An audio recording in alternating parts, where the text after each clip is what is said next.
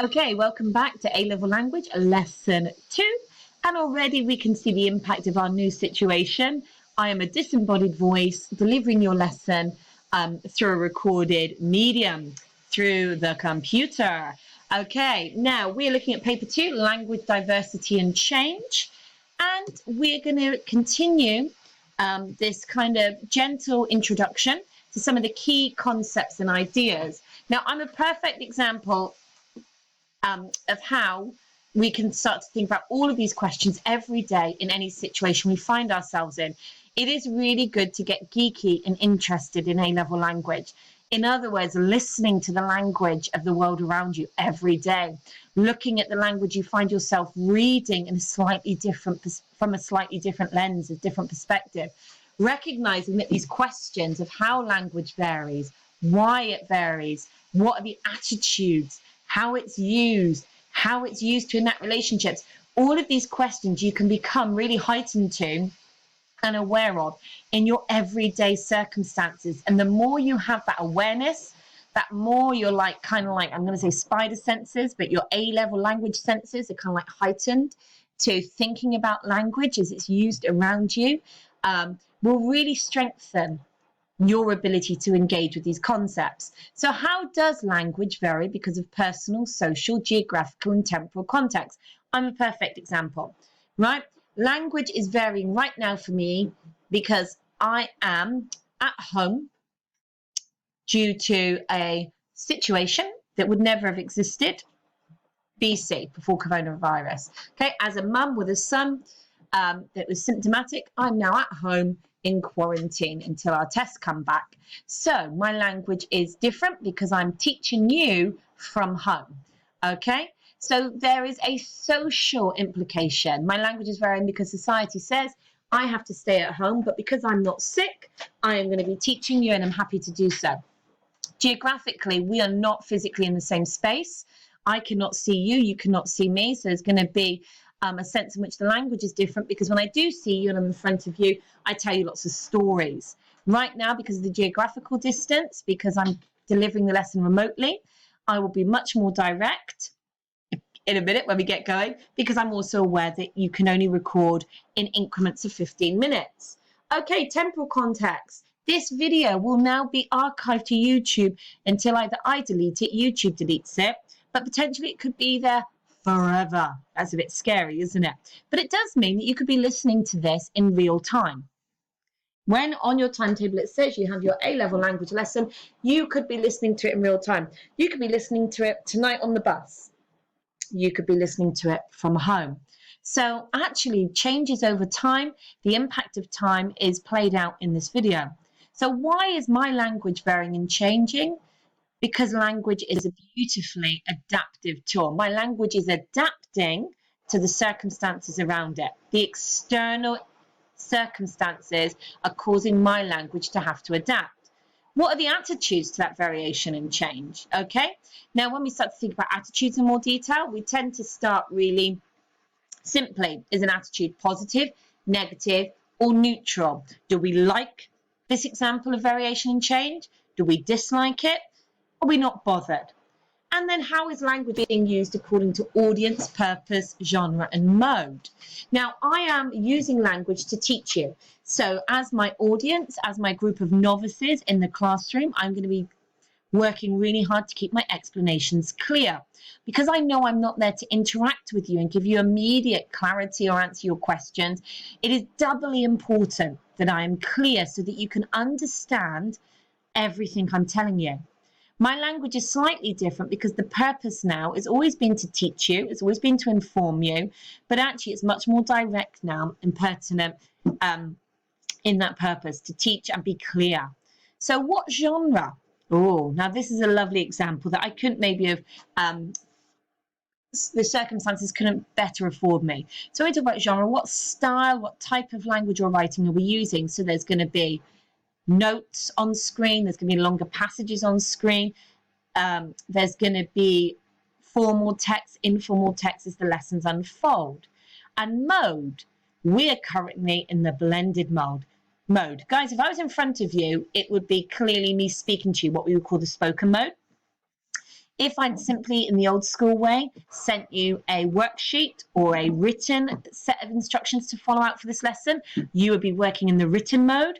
But because I am here via the beauty of technology, we're operating under what we call the blended mode. So it's going to be a mix of speech, writing, with some adaptation to the fact that we're on screen. So there's going to be things I say to you today that I would never say if I was in front of you. So for an example, I might say in a minute, pause the screen and complete the activity.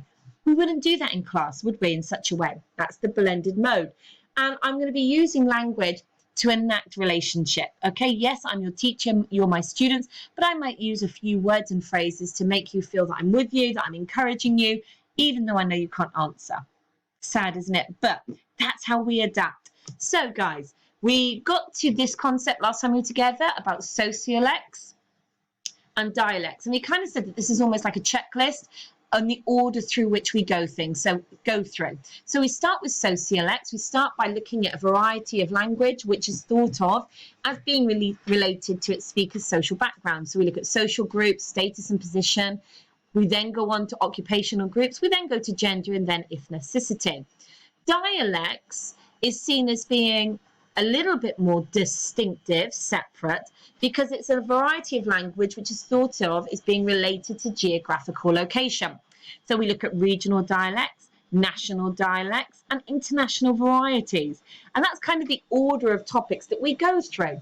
However, because of the way that the mark scheme is formulated, and because of the way that we want to encourage you aspirationally to always be aiming to the top end of the mark scheme, there is a space or a potential for what we call overlap.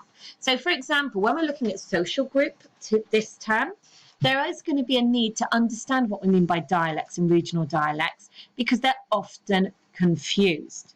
People often see a regional dialect and then give it a social status, a social place.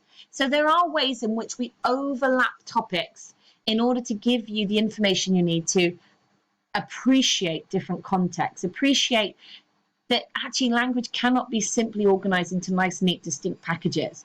It does overlap. It does impact in different ways. Okay, so although we fundamentally follow this list, social groups, occupation, gender, ethnicity, regional, national, international varieties, we do create moments of overlap. So guys, the other key concept I want to remind you of is I've kept using this word language, but language is actually grouped, organized into key distinct areas. And as we begin to look at key theories across this week, we need to know what these terms are and what they refer to, so that when we're using illustrated examples and we're reading and developing our knowledge, we can use these key terms. So if you like, language is this really broad umbrella term. Language is this big concept that actually for us can be broken down into 4 very specific areas. So far, the language I've been using, okay, has included lexis. Now, lexis refers to vocabulary, so the words that we use. So when we talk about a person's lexis, we're talking about their vocabulary, their word choices.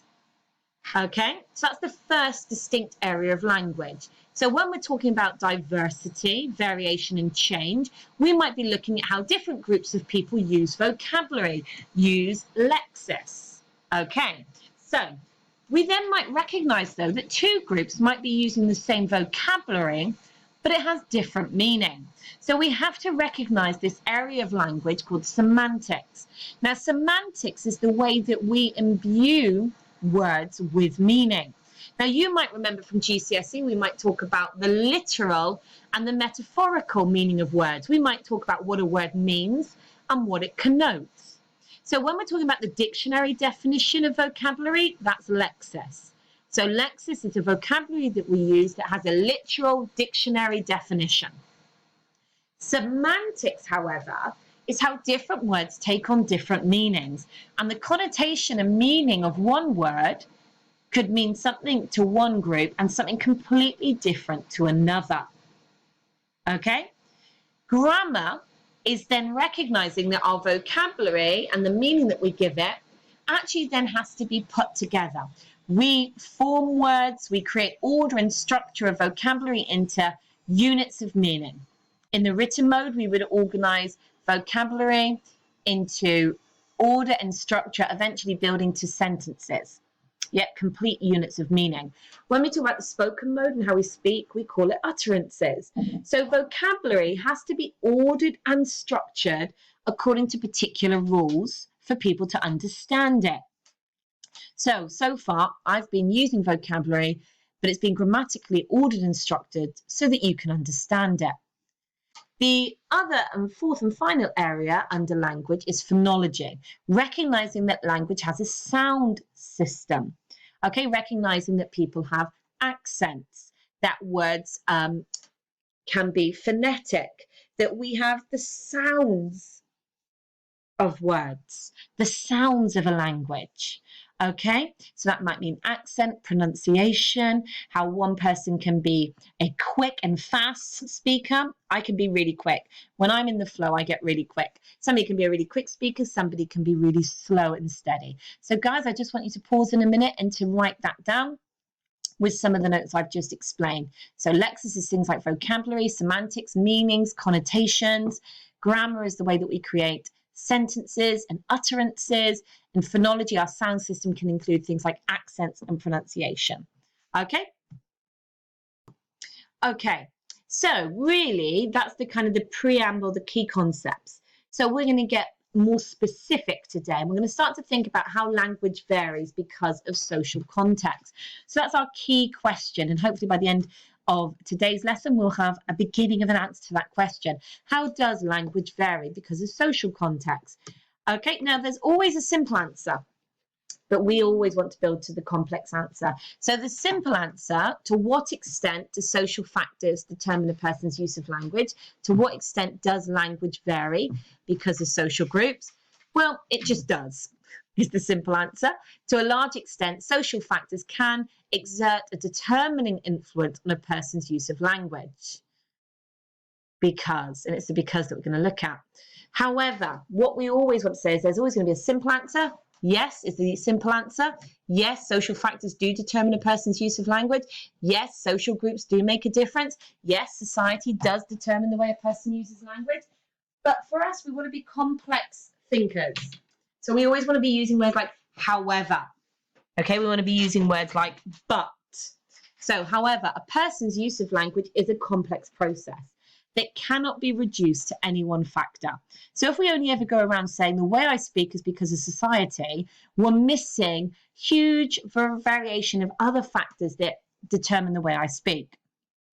And again, whenever we reduce anything to one factor, reduction creates the potential for misunderstanding and misinterpretation.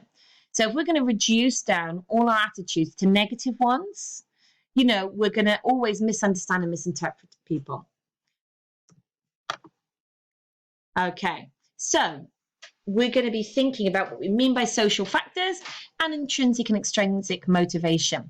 Guys, these are key terms, and I've put here, write these down, but I think I did give you a copy of these definitions.